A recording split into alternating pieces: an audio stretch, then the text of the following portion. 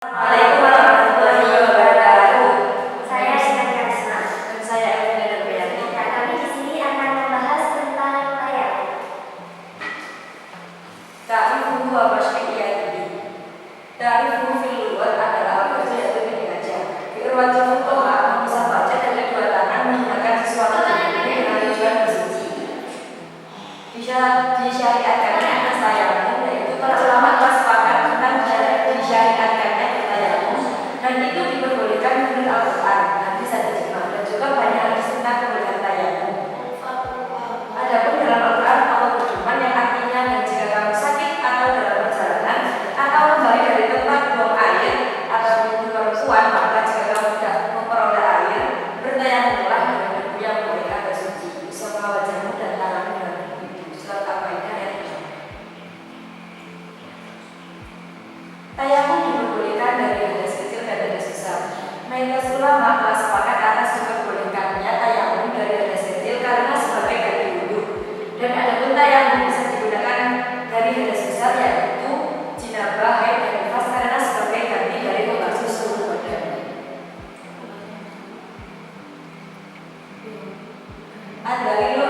Ad-dalilu ala at-tayammum.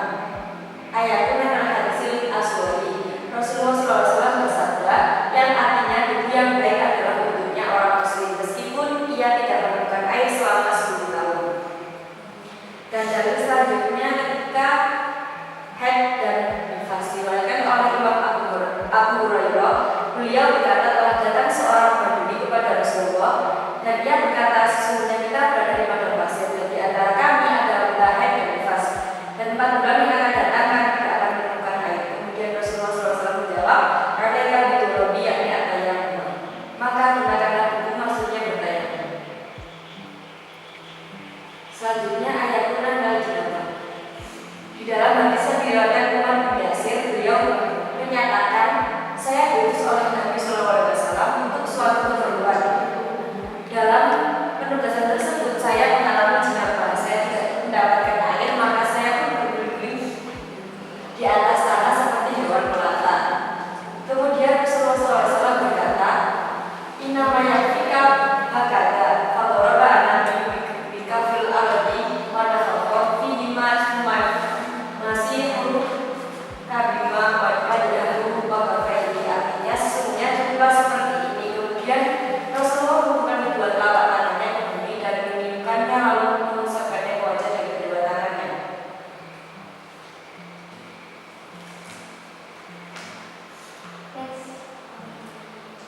Syarat tayamum yang pertama yaitu niat, yaitu menyengaja melakukan tayamum untuk bersuci secara syariat atau diperbolehkannya sholat. Mayoritas ulama sepakat bahwa tayamum wajibnya kecuali Imam Al-Auza'i dan Imam Hasan bin Sholih. Yang kedua yaitu maksudnya waktu sholat. Jika tayamum untuk sholat fardu, maka tidak boleh tayamum sebelum masuknya waktu sholat. Ketika tayamum untuk sholat sunnah, maka tidak boleh di dalam maka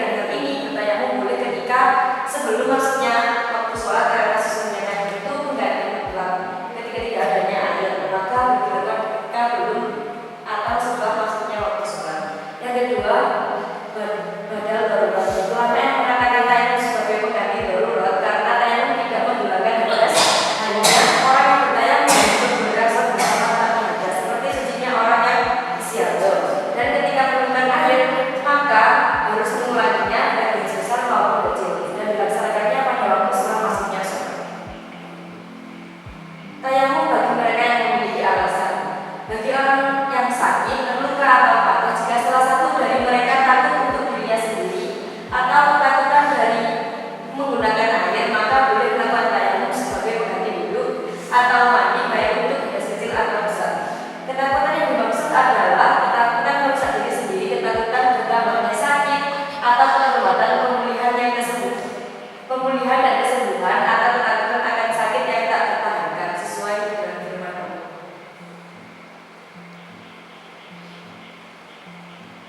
Ketika suami takut kedinginan yang hebat saat bepergian atau menghadiri acara, apakah boleh bertayamum? Jawabannya diperbolehkan bertayamum dengan dalil di bawah ini.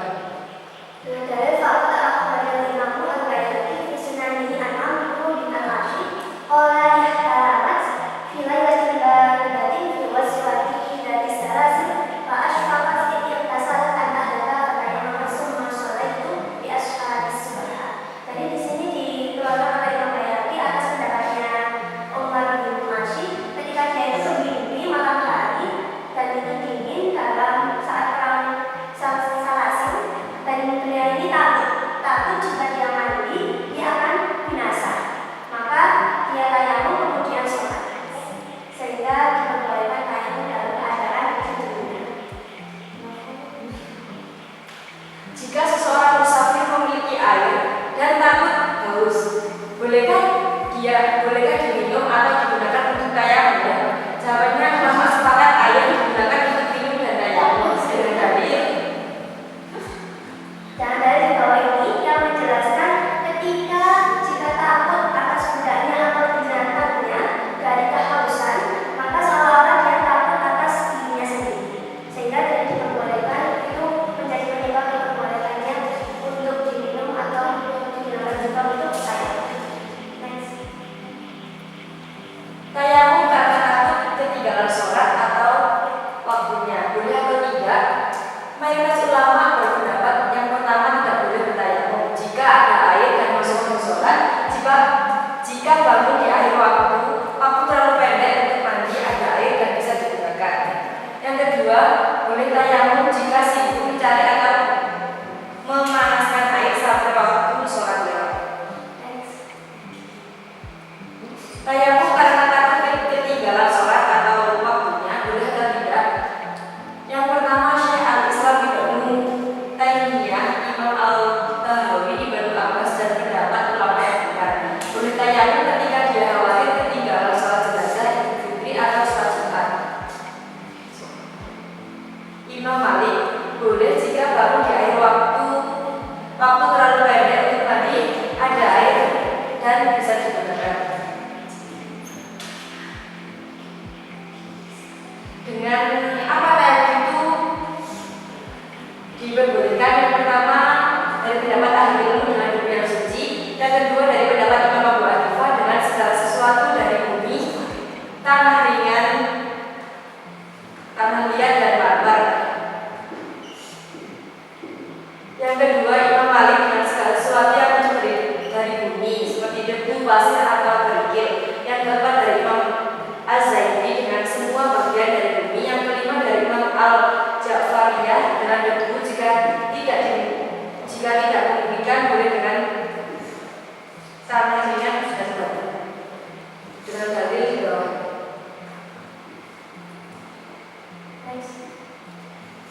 Dan selanjutnya ketentuan debu. Jadi di sini ada dua pendapat. Yang pertama mayoritas ulama fikih, yaitu debu itu harus dari bumi. Berstawa itu jumlah al-fuqaha yang diantaranya al-fuqaha al-fadilah. Jadi sesungguhnya debu itu dari bumi. Terus pendapat yang kedua dari Imam Ahmad, Imam Hambali, pendapat dari Imam Zaidi, bahwa debu itu berada di mana saja dan diperbolehkan tayamum dengan menempelkan tangan pada kain kapen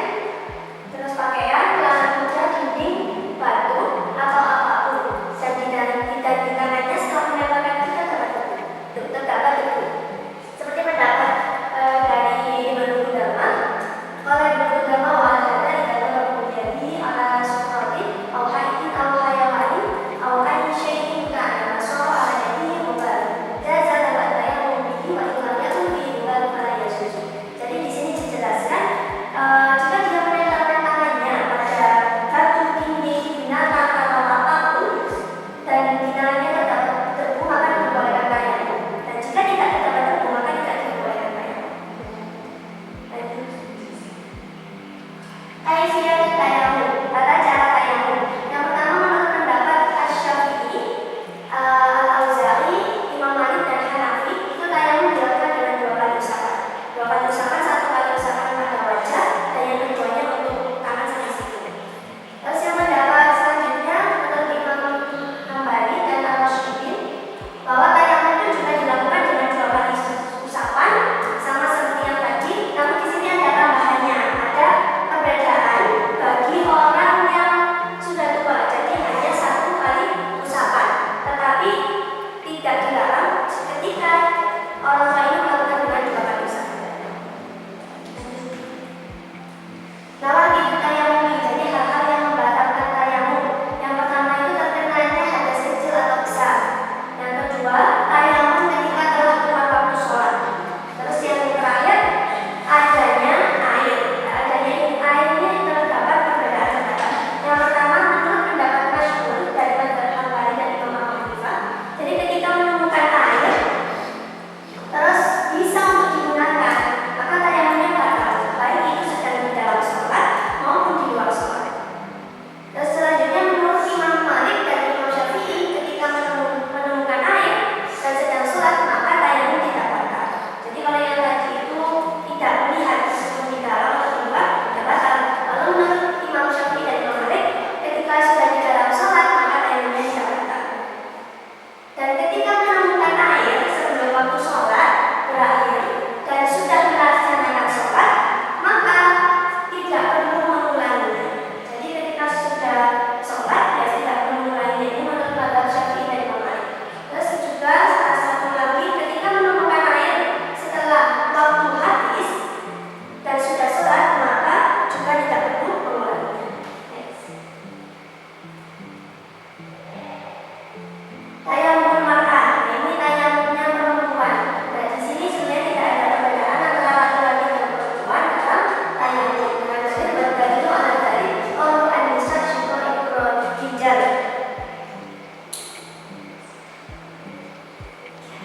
Jadi di sini adalah wanita itu saudara yang laki-laki, jadi ya sama dalam posisi apa untuk tayamumnya tidak ada perbedaan. Jadi bagaimana hukum wanita mencari air ketika dia takut akan pada dirinya? Hukumnya tidak wajib mencari air. Jadi ketika wanita itu takut akan kehormatannya, akan pada dirinya, dia tidak wajib untuk mencari air. Ketika membuat dirinya itu seolah-olah terancam bahaya, jadi tidak diwajibkan. Berdalil qala al-Imam Ibnu Qudamah Al-Hambali, walau kana mau fi wujudi fusahu wa takhawfu mar'a ala nafsiha minhu fahiyya adamuhu. Jadi ini menurut Imam Ibnu Qudamah, ketika air itu berada di kelompok orang yang fasik, terus seorang perempuan itu takut akan dirinya, maka dia dihukumi seperti tidak ada air, jadi tidak wajib mencari air.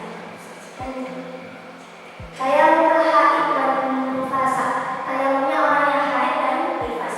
Jadi ketika darah wanita haid atau nifas itu berhenti dan tidak menemukan air untuk mandi, maka dia harus tayamum. Tapi ketika sudah menemukan air, maka diharuskan mandi dan tidak perlu mengulangi sholat. Menurut pendapatnya manusia Islam menurut Tayyimah, wal mar'atu idza tahurat minal haidi fa inna darat ala iktisalan sholat tayamum wa sholat. Jadi menurut Syekh Al-Islam Ibnu Taimiyah, perempuan itu ketika sudah suci dari haid, terus dia mampu untuk mandi, maka ya mandi. Tapi kalau tidak mampu, maka tayamum dan boleh melaksanakan sholat. Next. Hal yajuzu li'adamina ni jima'u zawjat tahu. Apakah boleh ketika tidak adanya air untuk bersekutu dengan istrinya? Nah, ini ada perbedaan pendapat. Yang pertama menurut mazhab Imam Hambali ada 2. Menurut mazhab Imam Hambali dihukumi 2. Yang pertama makruh karena menghilangkan kesucian orang tersebut. Yang kedua tidak makruh. Lalu bagaimana bersucinya? Yang pertama, jika tidak menemukan air, maka dengan tayamum. Tapi jika menemukan air untuk membasuh wajah saja, berarti airnya cuma sedikit ya, maka air itu digunakan untuk membasuh wajah, kemudian tayamum. Next. Lalu ini menurut pendapat Imam Al